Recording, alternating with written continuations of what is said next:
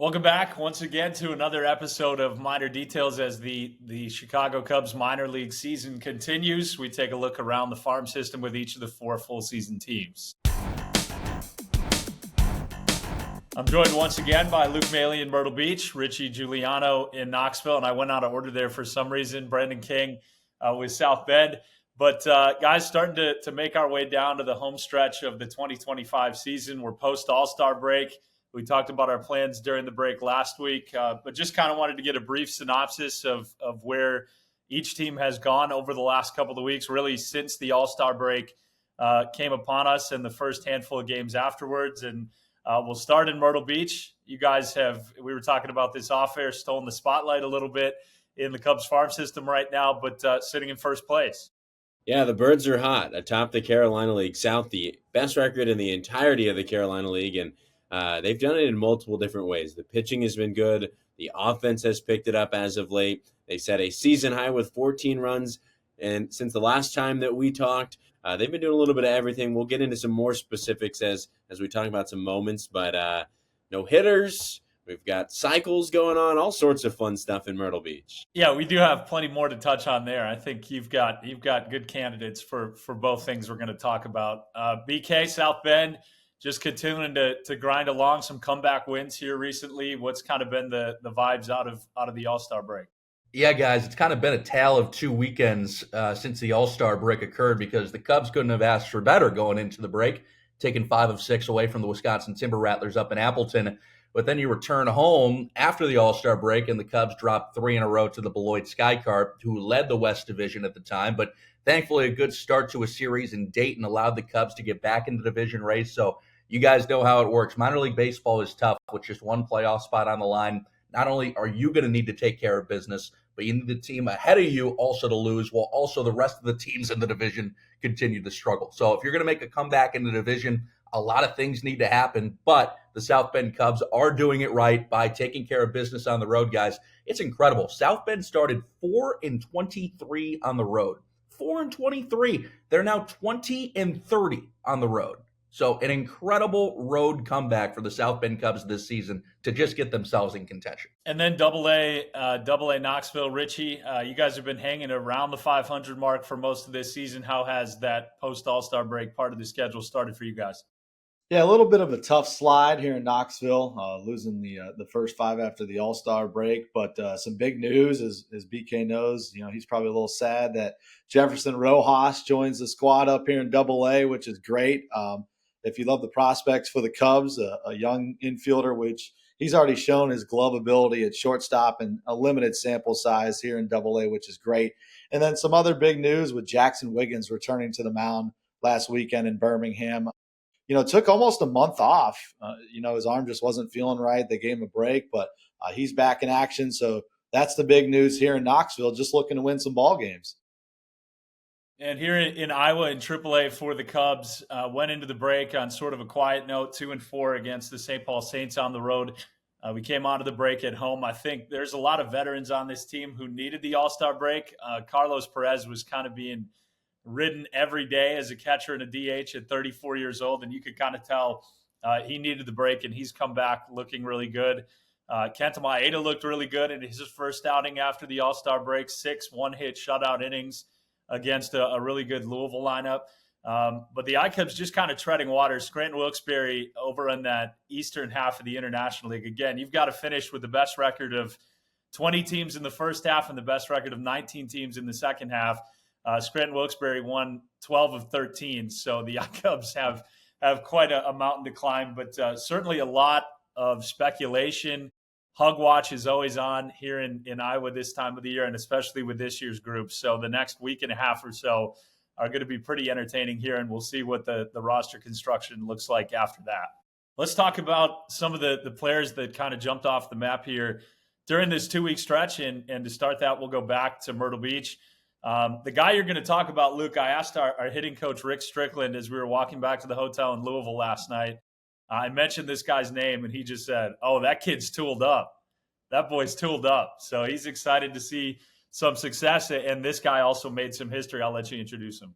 Yeah, his name's Alexi Lumpoy, Cuban outfielder, and that's the best way to put it. Coming out of spring training, This is a guy that we were hearing everything about. He's not a top 30 prospect guy, but extremely toolsy. He runs well, plays a really plus outfield. He's made a couple of highlight reel diving plays. But the moment for him that things really clicked were just before the All-Star break. He picked up a hit on July 9th, followed it up on July 10th, going 4 for 4 and hitting for the first cycle for Myrtle Beach since 1999 when Gerard Wong did it. And so we did that on the road at Kannapolis. He has turned that into a 9-game hitting streak. He's finding his swing again. He's made some adjustments at the plate. Early in the year, the strikeout numbers still look pretty high. He's cut down on those strikeouts, and what he's done is he's brought his top end up. He's staying higher in his swing instead of diving with the front shoulder, which was leading him to chase just a little bit. He has been excellent. He leads in all sorts of categories since July the 10th in the Carolina League, including hits, doubles, total bases, OPS. It goes on and on and on, and this is while playing a plus right field and center field for the Birds. He has been fantastic in that 2 spot for us. I think a lot of us are going to talk about hitters, but BK, you've got a pitcher who is relatively new to the Cubs organization on your mind. Absolutely. And how good has Evan Taylor been out of the South Bend Cubs bullpen? Jason, not only an old buddy, a couple of your former guys, Connor Noland and Christian Franklin with the Arkansas Razorbacks. He's another Razorback, just like Richie has and Jackson Wiggins. So the Cubs love their Razorbacks. And when Evan Taylor got on the market after being released by the Miami Marlins, Chicago jumped on that ASAP. And why would you not? Because Evan Taylor was arguably Beloit's best reliever a year ago. He posted a 2.5 ERA being used about 40 times with Beloit, and he was released. So Evan Taylor's on the market. The Cubs pick him up. They take a flyer on him. He's still relatively young. He was a big part of Arkansas's dominance, along with the likes of Christian Franklin and Connor Noland and others. And now Evan Taylor is on a 9 straight scoreless inning streak. What I really appreciate about him, he does not throw overly hard, like 90 to 92 with the fastball, but he's a side-arming lefty that's got a nasty sweeper. And if you're a lefty, that probably looks like it's going to hit you in the face, and then it curves across the plate all the way outside, and you don't know what's coming, and you swing at it, and you're gone. So a huge part of South Bend's revitalization here in the second half has been how good the bullpen has been. And Evan Taylor's been a huge part of that. We'll go back to offense now with you, Richie, and a name that I think people in every city across the Cubs farm system are at least a little bit familiar with. And BJ Murray has been one of the more productive hitters in the Southern League this year. Yeah, right. Last year in AAA with Iowa, and then coming back to AA this year, and has been Mr. Consistent, atop the league leaders in almost every single category in the Southern League. Tied for second with 13 bombs this year. Has added some power here at home. First in the league with 58 RBIs. So he's been the money man for Knoxville this year. Whenever you need a big hit in this ballpark, he's the guy that comes through. And that's where, the Smokies have struggled this year with runners in scoring position. They're last in the league, but not for BJ Murray. Whenever we need that go-ahead hit late in the game, he's the guy to come through. So a lot of adjustments been made from him because he's played both corner spots on the infield. Now with Rojas coming up, they've moved Murray over to first base, getting a lot of action over there, which is good. So getting to play multiple positions and also hitting in multiple positions in the lineup. He's been the cleanup hitter most of the time, but we saw this week they moved him up to the cleanup spot and then the leadoff spot. So he's played pretty much everywhere. So versatility has been key for BJ Murray this year in this lineup. Well, versatility is a good word to introduce the guy I'm going to talk about, and that's Ben Cowles, who came out of the All-Star break really swinging a hot bat. Cowles, of course, one of 2 players who are on the Iowa roster alongside Jack Neely that were acquired from the Yankees last year at the deadline for Mark Leiter Jr. Jack Neely made his big league debut last year, late in the campaign in September, and Cowles is certainly hoping to do that at some point in the relatively near future. I've talked to a number of the coaches who say defensively he's a big leaguer. Dansby Swanson obviously has things taken care of at shortstop defensively right now, but they've been working on the bat really hard here in Des Moines all year. And Cowles hit a home run in the season opener and then went through an extended cold stretch where he was popping up a lot of balls. Everything was to the pull side. And I know that he and Rick Strickland and Rachel Folden, the hitting coaches for the Iowa Cubs, have been working consciously on trying to drive the ball to the opposite field. So much so to the point that in St. Paul the week before the All-Star break, he had an opposite field single, and I looked down to the dugout, and Rachel's on the top step just going like this at Marty, PVR manager in the third base coach's box, and he's fist pumping. And then Cowles had a wry smile on his face. But obviously he built on that because out of the break, he hit 2 home runs in one game on the weekend series at home against Columbus, followed it up with a 3rd home run the next day. And in the series, he ended up with 9 RBI in 3 games. So good to see him really start to drive the baseball. And the way he plays defense at shortstop, third base, second base, told me yesterday that he would play the outfield if he needed to.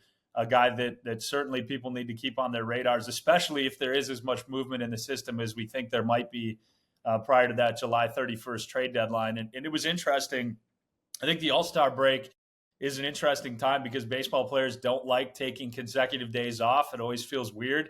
But he told me he went to his cages. He took one day off, went to the cages back home and at Maryland and hit with his old hitting coach, and then came back for a night workout in Des Moines on Thursday night before games started again Friday. So he really didn't take any time off at all, minus those 24 hours. And I think it's always interesting how different players decide to handle that break. So those are some of the players that have stood out. I think the most fun part about this podcast on a weekly episode is some of the moments that feature those players.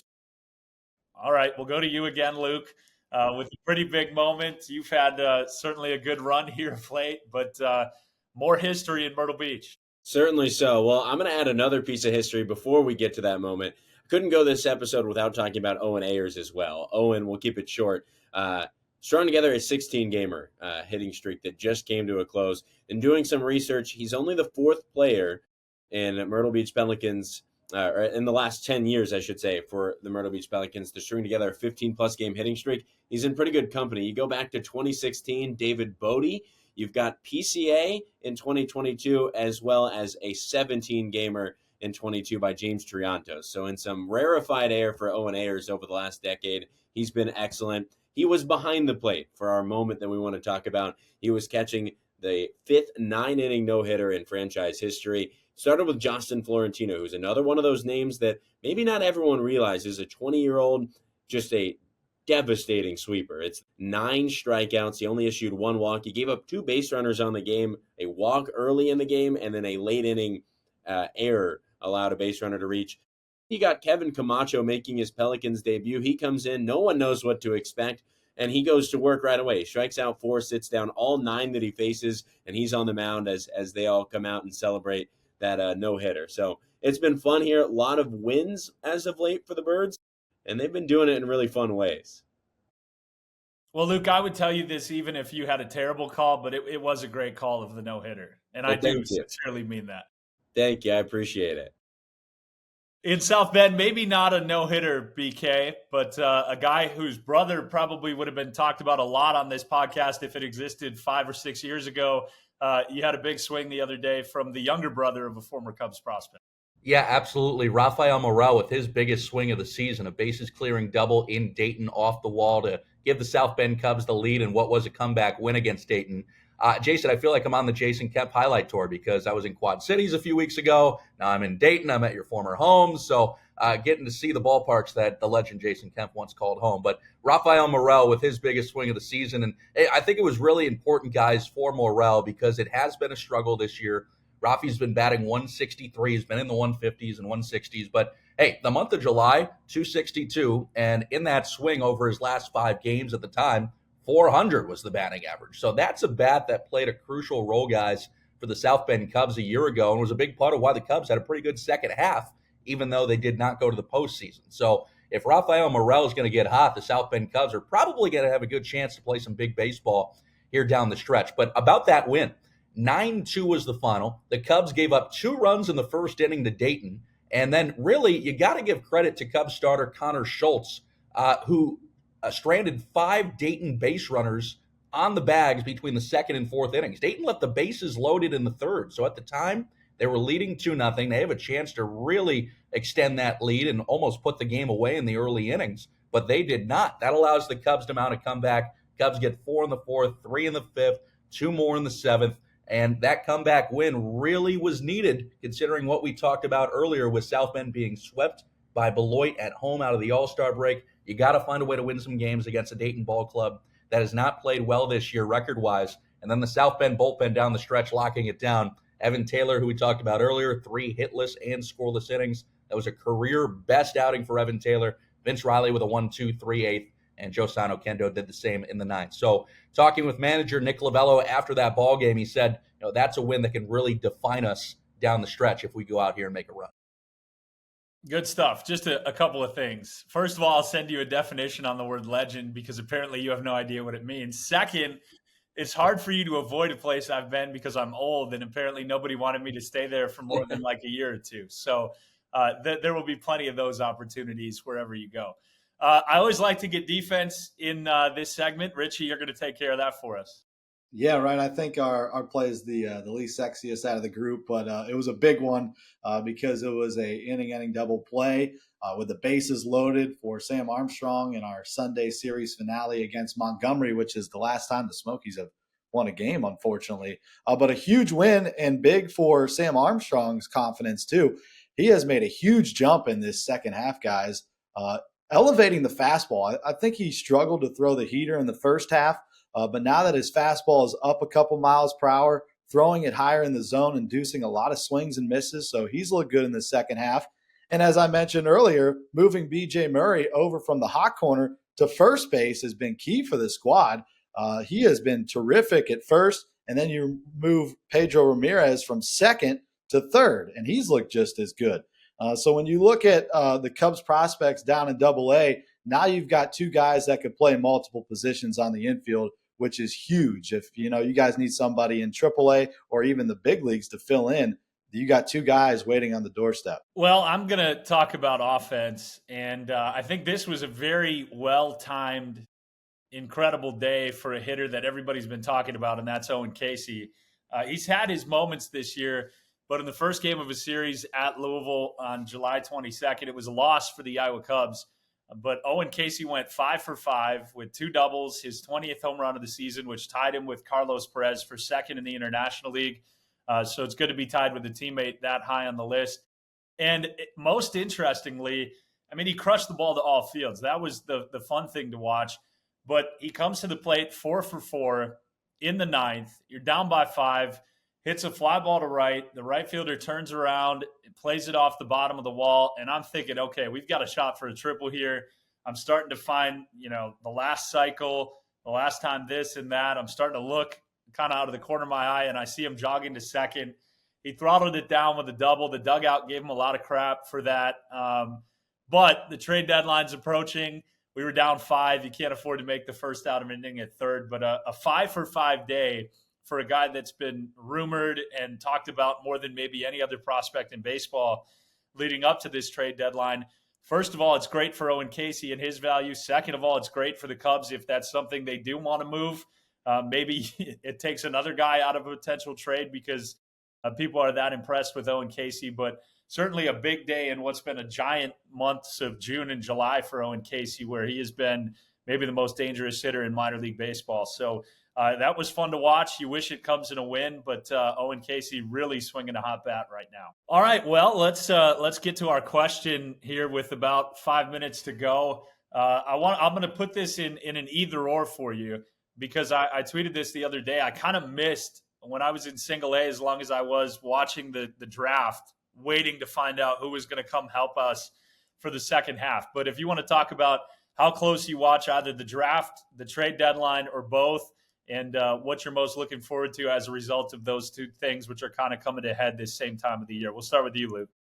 Yeah, I think I definitely pay attention to the draft. It's always fun, especially when you have some guys that have brothers that are also being considered. Ty Southazine, who's a top 30 prospect for the Cubs, he got to go home and celebrate his brother being drafted 22nd overall by the Braves. Tate got his name called there on night 1, and that was a special moment. Ty tells the story that they had just finished up a series on Sunday. They were headed back, and he got a text from his brother that he was going to be called. It was around pick 18 when he got the text from his brother, and they said the Braves are going to come calling if I'm there. And so Ty told all of his teammates on the bus, they all got their phones out. They got to watch it and celebrate with him. And then the next day, he got to spend some time with his family back in Las Vegas. Eli Lovich, another top 30 prospect, his brother Jackson out of the University of Missouri, got drafted by the Yankees. So always fun to pay attention to that sort of stuff. The trade deadline is more my speed. I think that's so much fun, especially with the Cubs. They might go all in. There's going to be some movement. It'll be about how much and how big of the movement it is. So it'll be fun to track that. There's a lot of cool names in the draft, and being here in single A, we expect to see some at some point, especially those college bats, maybe those outfielders. Hopefully Cade Snell out of Alabama will make his start at some point here in Myrtle Beach. I think he's going to be an impact bat right away. BK, how about you? Yeah, I was tuned into the draft not just to watch the great Lance Brozdowski and Jim Callis report on the pitchers, which was cool to see, but actually, funny enough, you guys might have seen that 102 MPH throwing lefty Jack Bauer, who is committed to Mississippi State, who was rumored to be drafted early, did not get selected because he's going to that Mississippi State program. He's from my high school, Lincoln Way East on the south side of Chicago. So kind of cool to think about. That kid is probably walking to the same classes that I took when I was 17. And the difference is I had zero athletic ability and he throws 102 miles per hour. So, hey, maybe that's a name in the draft in the future that could be called, but I know he's going to Mississippi State. But no, was tuned into the Cubs picks. And, like Luke mentioned, over the last few years, the South Bend Cubs have been benefactors of those picks, getting the likes of Matt Shaw and Cam Smith and others. And, the guy I got my eye on is Kane Kepley out of North Carolina. He's your classic leadoff guy, kind of like a Brett Bateman in Tennessee or Knoxville with Richie. So, that's a type of guy, Brett Bateman, a Kane Kepley, that teams can't get enough of. A guy that gets on base and can run the bases and play center field. Sign me up. I bet Jack is walking the halls of that school saying the same thing about you. Brendan King used to walk to this class via this route. Richie, how do you take in both events? Yeah, I actually have a similar story as BK because my brother went to the same high school as me, obviously, and then one of his teammates in high school got drafted in the 6th round by the Atlanta Braves this year. He played college ball at Ohio State, then transferred to Arkansas. As we know, a lot of our prospects around our system are from the Razorbacks program. So pretty cool to see his name get selected because I grew up watching him play, whether that would be Little League on up with my brother. And he wasn't even a pitcher until he got to high school, which I think was a huge advantage because his arm's so healthy. Now he's throwing 95 from the left side. So pretty cool to see a guy like that get drafted that you got to watch grow up. But I think here right now in Knoxville, almost every single broadcast we've talked about the trade deadline and what the Chicago Cubs are going to do, just because we feel like we got a lot of guys that could be used in a trade. And I think the big one we've circled is Jackson Wiggins. We kind of had a conspiracy for a little bit that he wasn't pitching because he might be involved in some trades. Like they had him scheduled for a couple of outings and then they'd bump him. But then we, talked to him and figured out it wasn't because of that. It was because he was having a little bit of arm trouble, but now he's fully healthy, which is great. And then guys like Pedro Ramirez and BJ Murray, we just have a lot to pick down here in Double-A for trade talk. So, that's been on our radar every day. And I'm really excited what the Cubs are going to do at the trade deadline. I think, what Luke said is accurate. They're going to make a splash, and I think they're going to try and get one more big arm in that rotation. Yeah, I agree. I know we're running short on time, but I'm going to say that they're going to go get a couple of starting pitchers, probably a reliever, and maybe a position player, whether that's an impact bat that's in the lineup every day or coming off the bench with a little bit of pop, which is great to add to a lineup like theirs. And love the draft picks as well. Hopefully we see them in a few years down the road in Des Moines.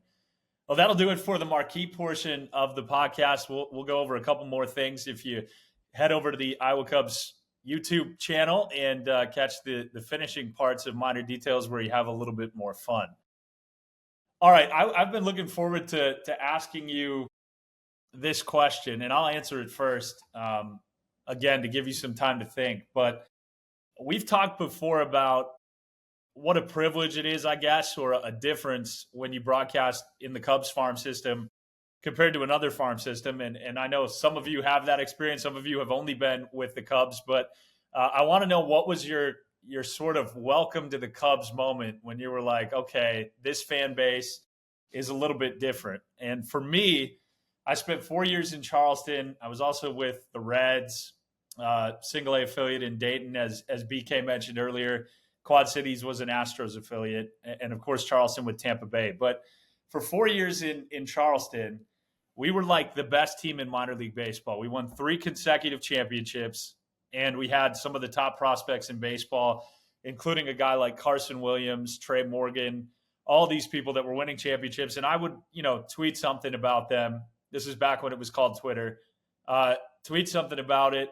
And there would be a handful of people who interacted with it like, okay, great. And it was the same 6 people. And that's just, I love the Rays, love the people there, love the players, but there aren't that many people who are following Tampa Bay Rays prospects. So last year, Cam Smith gets drafted in the first round by the Cubs. Myrtle Beach comes to Charleston. Sam Wiederhalf was going to come to that series, the broadcaster for the Pelicans at the time, couldn't make it because of something else. And Cam Smith proceeds to hit his first home run as a Cub. And then on Wednesday, his second. And then on Thursday, his third. Friday, his fourth. Saturday, his fifth. And then he hit a home run on Sunday and hit a home run in all 6 games. And I just tweeted something innocent, not tagging Myrtle Beach or the Cubs, about Cam Smith has more home runs this week than like 17 minor league teams have in this month.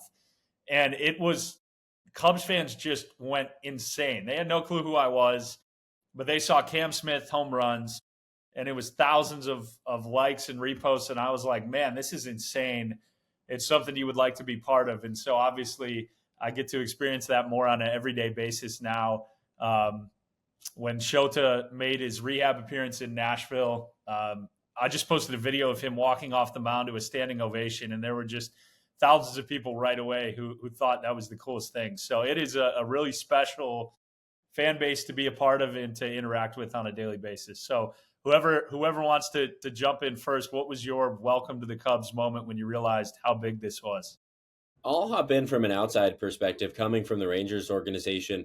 We were in a unique situation where we were right next to the big league club. We're 35 minutes down the road in Frisco from Arlington. So we got a ton of the rehabbers. And so we would plug the big league rehabbers all the time. And that's when we would really get our engagement.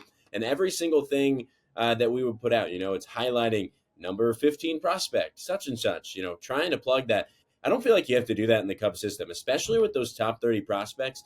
This is a fan base that's really tuned in to what happens on the minor league side. And I think that's really unique. You're always going to have people that are interested in what's next to come for their ball club. But it feels like pretty much top to bottom, Cubs fans are aware of the prospects in this organization, specifically in those top 30 lists, and those guys that are just off the fringe. If somebody's having a good week, you're going to start seeing some things on social media about just random Cubs fan accounts tweeting out, this highlight, talking about, how Ty Southesine's hitting over 300 in July. And it's really cool to experience that, you don't even have to put out that content and it's still going to be there from someone else. I'll jump in here. I think I have a very unique side of this question because growing up on the south side of Chicago and being a Cubs fan, I was really raised going to Wrigley with my parents and my grandparents, and there's all kinds of memories to talk about. I mean, heck, Rich Hill just started against the Cubs as a 45-year-old. We still have a ticket stub from 2006 Cubs Reds when Rich Hill was throwing. I mean, I remember when Rich Hill came up, I was 11, and he was a huge prospect at the time. Now he's 45 and is throwing against the Cubs as a KC Royal with his 14th team. What I'll say about it, and even though I've gotten to experience just so many fun moments at Wrigley, I mean, I was in Wrigleyville for Game 3 of the World Series, just kind of taking that in, and that was so unique. But the one year where I was not technically rooting for the Cubs was when I was in Boise in 2017. We played the Eugene Emeralds, who was a Cub affiliate at the time, and of course I was the Boise announcer, so my job is to highlight Boise Hawks players and not be a homer, but, be somebody that roots for our guys. And I just remember being in Eugene. Not only did we play a 20-inning, 6.5-hour game in Eugene on the 4th of July, 2017, which was nuts, but I just remember being out there and traveling to Eugene. Like, we are in Oregon. We are, so far from Chicago. Yet these people in Eugene, whether it was just because of the affiliate or not, there were Cubs jerseys and hats. I just remember the amount of Cubs jerseys in that crowd in Eugene. Ian Happ played there. Some Cubs from yesteryear played there in Eugene. It was just impressive to me that we could go to the West Coast, being in Eugene, not anywhere sniffing Chicago, and the amount of people that were wearing Cubs jerseys. And I always knew the Cubs traveled well because back in the day with WGN, you flip on Channel 9, you could get WGN in California. People were watching Cubs baseball in Texas. People were watching Cubs baseball in Montana, name it, and they get WGN. So it's a special fan base. I'm very lucky to be a part of it now as a broadcaster, as a fan as well. I was telling a story. We were at Wrigley the other day, actually, getting some content with some of our former guys, and Kaylee Sedlicek, our production manager, director of creative services, says, give me something, give me a Wrigley memory. So I was like, okay. I remember watching Barry Bonds hit 752 and 753 at Wrigley, Cubs Giants. It was like July of 2007. And I just remember, because it was pre-iPhone, or at least the first iPhone was just coming out, the flashes of the camera with every pitch, because people were trying to get the swing, and he hit the first one, and then he comes up and hits the second one, and it's like, the flashes of the camera is like you're in paparazzi in Hollywood. It was nuts. So, and then what I found out years later was I was sitting like section 106, and the Wrigley seating setup has changed since the renovations. A section over from me was Cubs prospect Cole Franklin with his dad, and unbelievable. Obviously, we didn't know each other at the time. That's a pretty crazy story. So Wrigley special, man. Yeah, I don't think my story is as great as BK's, but I would say the welcome to the Cubs organization moment was when Marquee started putting our minor league games on their network, because not only were people watching here in Knoxville, but they're watching in Chicago. And I've got a lot of friends that I graduated high school with that have moved to Chicago to work. And it was really cool to see the texts and the messages from people I haven't talked to in like 4 to 5 years, with pictures of me on the TV at like a local sports bar in Chicago. So I think it's really cool. Like, we were on last night on Marquee, and we were getting messages. And when we're on, we take messages from people on X and, put that into our broadcast. So people are always tweeting at us, and we include it in our broadcast. So I think that's like the welcome to the Cubs organization moment. I think that's what makes it special too. I don't think there's many TV networks that put their minor league teams on, whether that's low A all the way up to triple A. So, I think it's a special organization to be in, just because of how much they care about their prospects, their teams, and their entire organization as a whole. I think it's really cool. It's funny you say that. I get random texts of people showing photos of our four heads on a TV in a bar on like Monday night, Tuesday night when Marquee airs it. And I can't imagine the volume's on. So people got to be looking at us wondering what these four guys are talking about. I got one to add in that scenario. Just the spread of Marquee. Not sure what the setup is, but being from Kansas City, don't have a ton of connections now living in Chicago. I have a few buddies from college that were from there or now live there, and have the similar sense where get a picture every once in a while. My mom sent me a picture from one of her friends. It was back, we had been rained out that night, but you guys were all playing, and I joined for a segment on Marquee. And Drew Lock, quarterback for the Seahawks currently, he's from Lee Summit, and his parents own a chain of restaurants there, the bar called Third Street Social, and it's kind of an upscale place. And my mom received a picture of me talking in Kansas City. So not only are we reaching Chicago, apparently sometimes on in Kansas City as well. There we go. All right, last one is I want you to assess your trade value. If your organization tried to trade you, what could they get in return? And again, I'll start so you can think about this if you'd like. I'm kind of washed up on the tail end, probably just a rental. So it feels like, and this is based on the complaints of every organization I've been with, I feel like they would want, the reams of paper come in the packages, and then they come in a box of like 6 or 8 for the printer. I think we could get a box of that. So like 8 reams of paper. And then I would like to think maybe some snacks for the staff is what my trade value would be. I don't think there's a lot there. Not what there was 5 years ago, but I think they could get some replacement printer paper and some snacks. I'll reach for the stars, and I'll say maybe, just maybe, if we can have some more big moments and slap a good call on there, maybe in return we could get a pizza burger. What about the other Luke Maley? No? 1 for 1 straight up. Yeah, you I think think you he can? holds a little more value than me. So maybe they could send. Maybe we could send me and a pizza burger in return for Luke That makes Maley, sense. the I catcher. like There you that go. one. I think the scouts from Major League Baseball were out and they were talking about my copies per minute on the copy machine were down in July. So I think my trade value is going down. I think I could probably vouch for like if we're talking NBA, I could probably get like 2 second-round picks. That works. Yeah. But yeah, no, I got to do some work on the copy machine.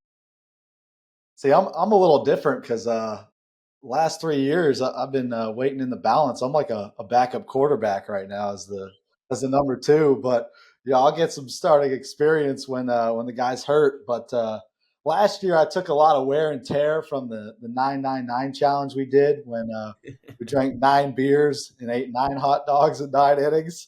So that definitely will affect my my trade value. I'd say like I'm a single A prospect right now, so I don't think you're going to get a whole lot for me, but maybe Projectable. I'm projectable for sure.